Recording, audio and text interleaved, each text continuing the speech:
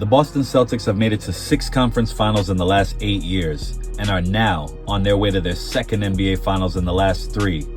This is a team that's had great success in the East, but for some reason just can't get over the hump to get their first chip since 2008. But as I look at the Celtics' success throughout these playoffs, going through each round without any resistance, facing minimal competition, and playing teams without their best player, I gotta ask the question, is this the easiest path to the finals we've ever seen? Sure, we've seen plenty of teams have a cakewalk to the finals, playing teams that are far from actual contenders, all the way through the first 3 rounds.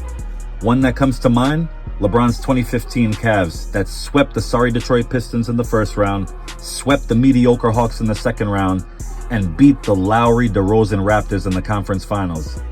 Not exactly the toughest road to get through, but even those 2015 Cavs have faced tougher lineups than this year's Celtics have faced. Let's take a look at the first round. Boston faced the Miami Heat, who, right before the playoffs started, had just lost their leader and best player Jimmy Butler for the rest of the year. Not to mention Miami was without Terry Rozier as well, which put the primary scoring on Bam and Tyler Hero. I mean, they're capable, they could get you buckets, but neither is a number 1 option. They need Jimmy there to balance things out and take over in the clutch.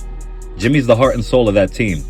Without him, Miami could fight hard because that's just who they are. They have a strong culture of never giving up and playing tough defense just built in.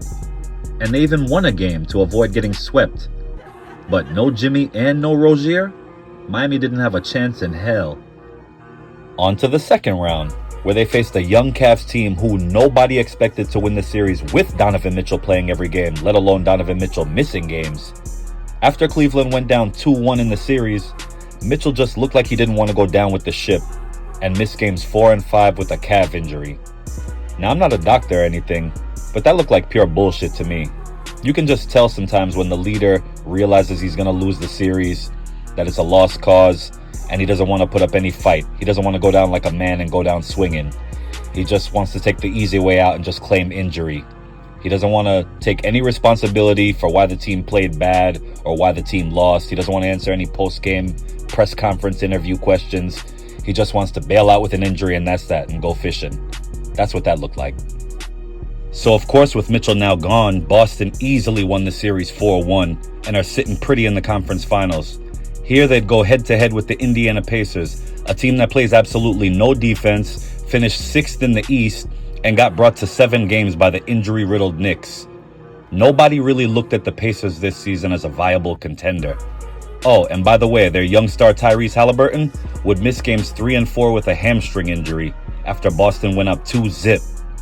Now, I don't know why, but all the young superstars who are leaders of their team seem to keep getting hurt after going down in the series. Maybe it's just a coincidence. Nonetheless, it all worked out just perfectly for Boston. Of course they finished the series in a sweep. It's like the basketball gods came straight out of heaven to gift them this finals appearance. No real threats, every star hurt. How could it get any easier? All I'm saying is whether they break through and win their first chip in the Tatum Brown era, or wet the bed and lose again, this is by far the easiest path to an NBA Finals ever.